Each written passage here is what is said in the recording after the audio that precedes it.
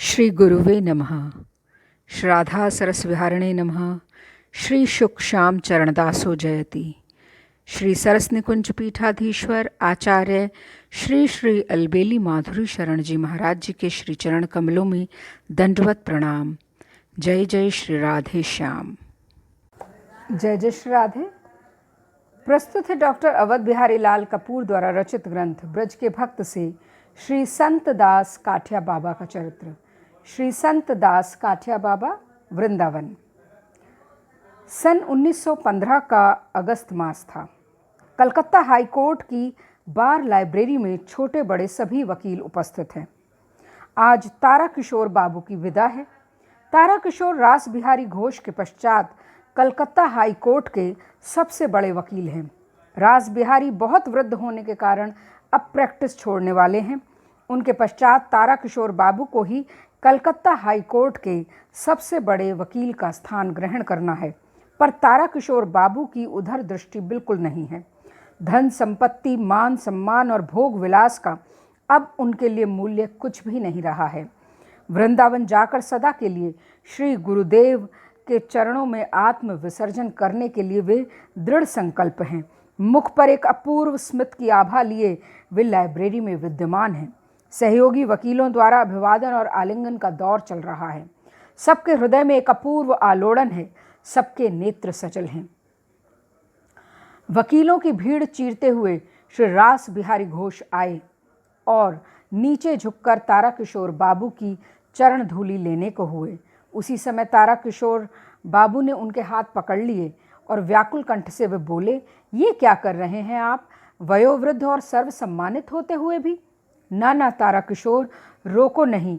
वयोवृद्ध होते हुए भी विवेक और बुद्धि में मैं तुमसे बहुत छोटा हूँ। सत्य असत्य, वस्तु अवस्तु का ज्ञान मुझे अभी तक नहीं है, तुम्हें है। तभी ना तुम भावी जीवन की उन सारी संभावनाओं को ठुकराकर जिनसे मैं अभी तक चिपका हुआ हूँ, वृंदावन की ओर अग्रसर हो रहे हो। सन 1859 की 10 जून को तारा किशोर ने बंगाल के श्रीहट्ट जिले के वामई ग्राम में धर्मनिष्ठ जमींदार श्री हरकिशोर चौधरी के पुत्र के रूप में जन्म लिया था। धनी घराने के धार्मिक और आचार निष्ठ परिवेश में उनका लालन पालन हुआ। क्रमशः एमए पास कर अध्यापक बने, फिर कानून की परीक्षा पास की और वकालत करने लगे। धीरे धीरे कलकत्ता हाई कोर्ट के वकीलों की प्रथम श्रेणी में उन्होंने अपना विशिष्ट स्थान बना लिया। पर वे केवल वकीलों में ही अग्रगण्य नहीं थे। बंगाल के सामाजिक जीवन, राजनीति, जन कल्याण साधन, ब्रह्म समाज आंदोलन, कुसंस्कार विरोधी संग्राम आदि सभी क्षेत्रों में उनका स्थान सबसे आगे की श्रेणी में था। इतना सब होते हुए भी उसमें संसार से अपने आप को पृथक रखने की विलक्षण शक्ति थी। उनका भजन साधन अबाध गति से चलता रहता था। भजन साधन ही उनके जीवन का मुख्य अंग था। उनका वकालती पेशा और गृहस्थ दोनों ही उनकी साधना के आलोक से उद्भासित थे। वकालत को भी वे भगवत सेवा का क्षेत्र मानते थे। झूठे मुकदमे कभी हाथ में नहीं लेते थे। जिन मुकदमों को लेते थे उनमें उनकी जीत प्राय निश्चित होती थी। अक्सर विपक्ष के वकीलों को अपने मुवक्किलों से कहते हुए सुना जाता था, तुम्हारा केस तो जोरदार है, गवाह भी सब ठीक हैं, जीतना अवश्य चाहिए। पर उस ओर तारा किशोर बाबू हैं और उनका आध्यात्मिक मनोबल, इसलिए निश्चित रूप से कुछ नहीं कहा जा सकता। उनका घर जैसे बंधु बांधवों और समाज की सेवा का एक स्थायी केंद्र था। कितने अनाथ और असहाय लोगों के अंधकारमय जीवन के वे आलोक थे। कितने भूखे नंगे और समाज द्वारा अवहेलित लोगों के वे एकमात्र आश्रय थे। उनकी कमाई का बहुत बड़ा भाग सेवा कार्यों में ही खर्च होता था। वे एक हाथ से कमाते थे तो दूसरे से खर्च करते थे। संचय करना तो जानते ही न थे। वे योग साधना करते थे। योग साधना में उन्होंने असाधारण उन्नति की थी। इससे उन्हें जो शक्ति प्राप्त हुई थी उसके संबंध में उन्होंने स्वयं लिखा है, उस शक्ति के माध्यम से मैंने केवल अपने दृष्टिपात से किसी किसी रोग को रोग मुक्त कर दिया। किसी किसी हिस्टीरिया के रोगी का रोग केवल मेरा दर्शन करने से जाता रहा। बहुत से लोग तो मेरा स्पर्श कर भावाविष्ट हो गए। मूर्छित तक हो गए, परंतु इस शक्ति से आत्मज्ञान या ब्रह्म दर्शन का मार्ग उद्घाटित नहीं हुआ। मैंने जान लिया कि इस मार्ग से मेरी अभीष्ट सिद्धि न होगी।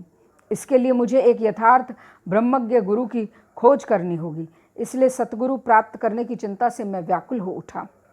ताराकिशोर नित्य गंगा स्नान करने जाया करते। गंगा तट पर बैठकर बहुत दिन तक ध्यान जप आदि किया करते। उस दिन गंगा को संबोधन कर वे बड़े दुख से बार बार कहने लगे, त्रिताप नाशिनी कलुष हारिणी माँ, क्या मैं इतना बड़ा पापी हूँ कि तुम्हारी त्रिलोक पावनी धारा भी मुझे शुद्ध करने में असमर्थ है। उसी समय दृष्टि के सामने आया एक अलौकिक दृश्य। उसके संबंध में उन्होंने इस प्रकार लिखा है, मेरे समक्ष प्रकाशित हुआ मूल गंगोत्री का वो गोमुखी स्थान जहाँ से गंगा निकलती हैं, उस स्थान में मैंने बैठे देखा श्री उमा और महेश्वर को। मैं विस्मय पूर्वक उन्हें देखता रहा। महेश्वर देव ने मुझे एक एकाक्षरी बीज मंत्र प्रदान किया और कहा, इस मंत्र के जप से तुम्हें यथार्थ सद्गुरु की प्राप्ति होगी। ताराकिशोर बाबू उस मंत्र का जप करते रहे। 3 वर्ष के भीतर उन्हें सतगुरु की प्राप्ति हुई। एक दिन आषाढ़ मास की रात्रि में साधन भजन कर चुकने के पश्चात वे छत पर सो रहे थे। हठात नींद उचट गई। वे शैया पर उठकर बैठ गए। सामने देखा कि आकाश मार्ग से श्री रामदास काठिया बाबा की ज्योतिर्मय मूर्ति धीरे धीरे उनकी ओर अग्रसर हो रही है। उनके सामने आकर बाबा ने उनके प्रति स्नेह भरे आश्वासन वचन कहे और उनके कान में एक मंत्र प्रदान कर आकाश पथ से कहीं चले गए। ताराकिशोर बाबू इसके पूर्व कई बार वृंदावन आकर काठिया बाबा के दर्शन कर चुके थे, पर उनके मन में उनके संबंध में नाना प्रकार के संदेह बने हुए थे।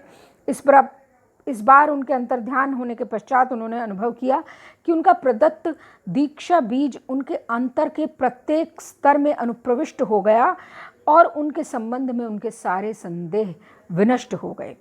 श्रावण मास में वे वृंदावन गए। उन्होंने और उनकी स्त्री ने अनुष्ठानिक रीति से उनसे प्राप्त किया वही मंत्र जो उन्होंने अलौकिक रीति से उन्हें दिया। इसके पश्चात कलकत्ते में रहते हुए भी वृंदावन वासी गुरुदेव की कृपा उनके ऊपर समय समय पर अलौकिक रीति से बरसकर उन्हें भजन साधन के विषय में सतर्क करती रही और नाना प्रकार की विपदाओं से उनकी रक्षा करती रही। गुरुदेव ने उन्हें शेष रात्रि में जाग कर भजन करने की आज्ञा दी थी। एक बार वे शेष रात्रि में पड़े सो रहे थे। गुरुदेव सूक्ष्म देह से उनके पास पहुंचे और धीरे से ईंट मारकर उन्हें जगा दिया। तब से फिर उन्होंने प्रातःकालीन भजन में आलस्य नहीं किया। तुलाराम नाम का ताराकिशोर बाबू का नौकर एक दिन धूप दीप की व्यवस्था कर पूजा घर में गया। हठात हाँफता हाँफता बाहर आया और उनकी स्त्री से कहा, माँ जी देखिए, मैं जब धूप जलाने जा रहा था, गुरुदेव की फोटो जैसी आकृति का एक जटाजूटधारी बाबा न जाने कहाँ से आया और मेरे हाथ से धूपदानी छीन कर भाग गया। जाते समय रोष में भरकर कहता गया, क्यों रे, तुम लोग नित्य मेरी फोटो के सामने आरती नहीं करते। बहुत चेष्टा करने पर भी उस साधु का कहीं पता न चला।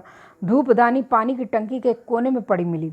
तब से ताराकिशोर बाबू के घर नियमित रूप से गुरुदेव की फोटो के सामने संध्या समय आरती और स्तव गान होने लगा। ताराकिशोर बाबू श्रीहट्ट अंचल में भ्रमण करते समय हाथी पर बैठे कच्चे रास्ते से ससुराल जा रहे थे। हाथी ने एकदम से दौड़ लगाई। सामने एक वृक्ष की डाली इस प्रकार झुक रही थी कि एक क्षण में उससे टकराकर वे चकनाचूर हो जाते, पर न जाने कैसे हाथी महावत समेत उस डाली को पार कर गया और किसी को कोई क्षति नहीं हुई। थोड़े दिन बाद ताराकिशोर बाबू वृंदावन गए। संध्या समय गुरुदेव के निकट चुपचाप बैठे थे। एकाएक वो बोल पड़े, पेड़ की डाल तुम्हारा क्या करती? भगवान जो हर समय तुम्हारे साथ रहकर तुम्हारी रक्षा करते हैं। एक दिन रात में शयन घर में प्रवेश करते ही ताराकिशोर ने देखा कि श्री कृष्ण की दिव्य ज्योतिर्मय मंडित मूर्ति उनके सामने दंडायमान है। उनकी मधुर हंसी के स्वर्गीय आलोक से सारा घर उद्भाषित है। ताराकिशोर के हृदय में एक अनिर्वचनीय आनंद का स्रोत बह निकला। सारा जगत आनंदमय प्रतीत होने लगा। अश्रुपूर्ण नेत्रों से उन्होंने साष्टांग दंडवत किया। उठे तो देखा कि वे अंतर्धान हो गए हैं।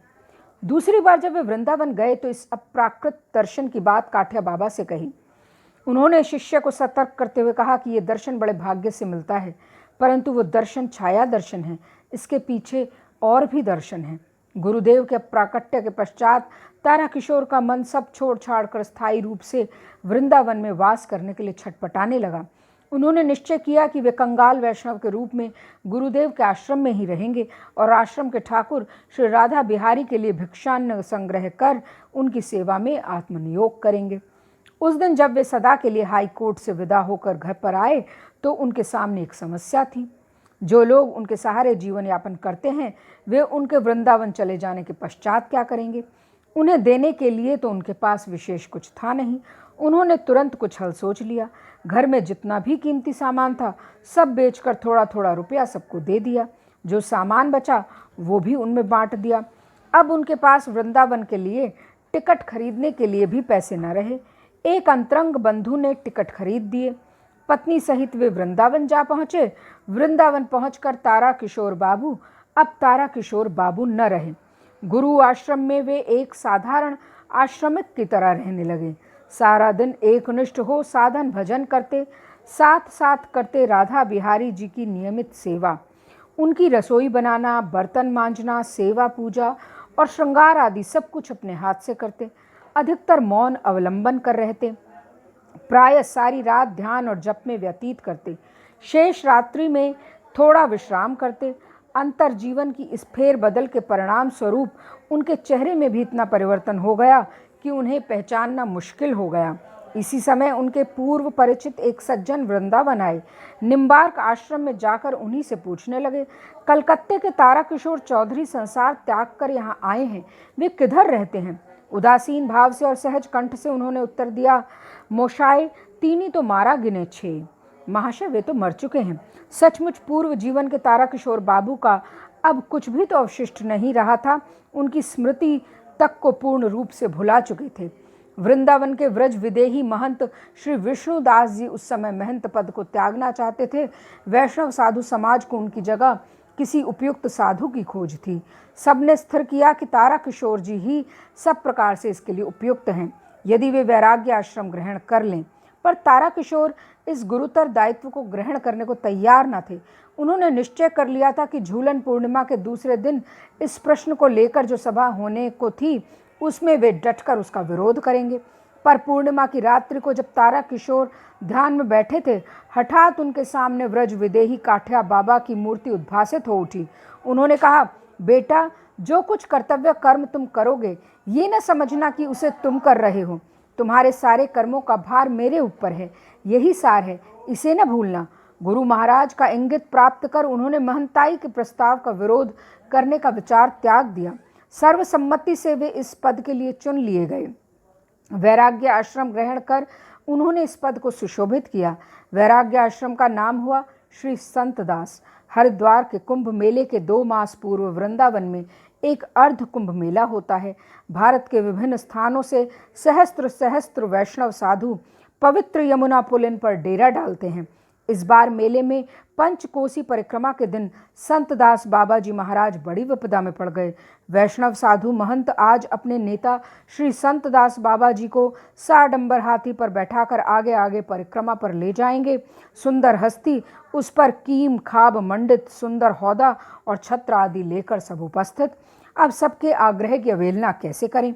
पर उन्होंने इसकी तनिक भी चिंता न की। इष्ट देव राधा बिहारी जी जिस धाम में साक्षात विराजमान हैं उसमें हाथी की पीठ पर सवार होकर परिक्रमा करने के लिए वे राजी न हुए। उस दिन की यात्रा पैदल ही की गई। अन्य वैष्णव महंतों को भी हस्ती पृष्ठ त्याग कर पैदल परिक्रमा करनी पड़ी। संतदास बाबा जी महाराज द्वारा परिचालित निम्बार्क आश्रम की मर्यादा भी धीरे धीरे बहुत बढ़ गई। नया आश्रम तो उनके प्रयास से पहले ही बनकर तैयार हो चुका था। अतिथि और साधु सन्यासियों की भीड़ वहां लगी रहती।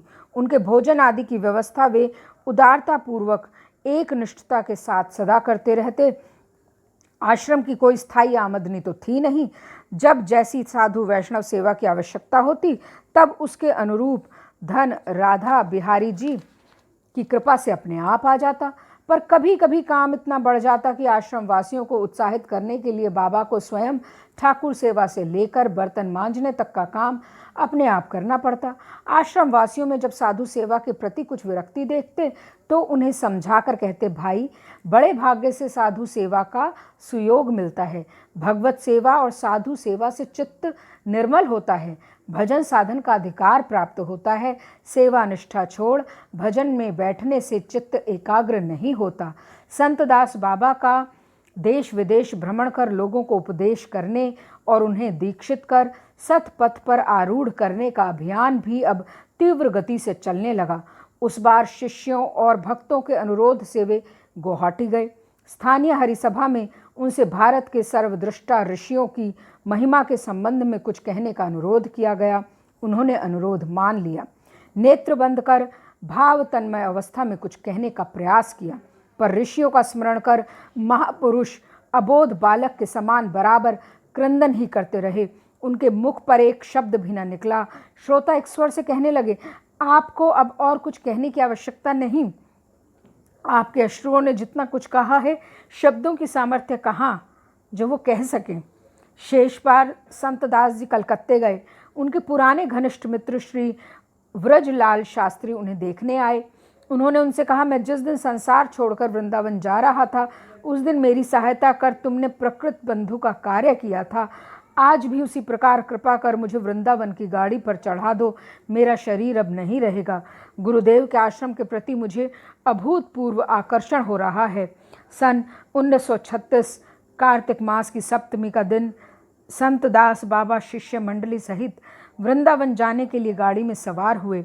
गाड़ी वृंदावन के निकट पहुँचे उसके पूर्व ही वे नित्यधाम वृंदावन पहुँच गए। उनका पार्थिव शरीर रह गया वृंदावन के अगणित भक्तों को दर्शन देने के लिए। यमुना जी के युगल घाट पर महासमारोह के साथ उनका अग्नि संस्कार संपन्न हुआ। श्री राधा सरस बिहारी लाल की जय।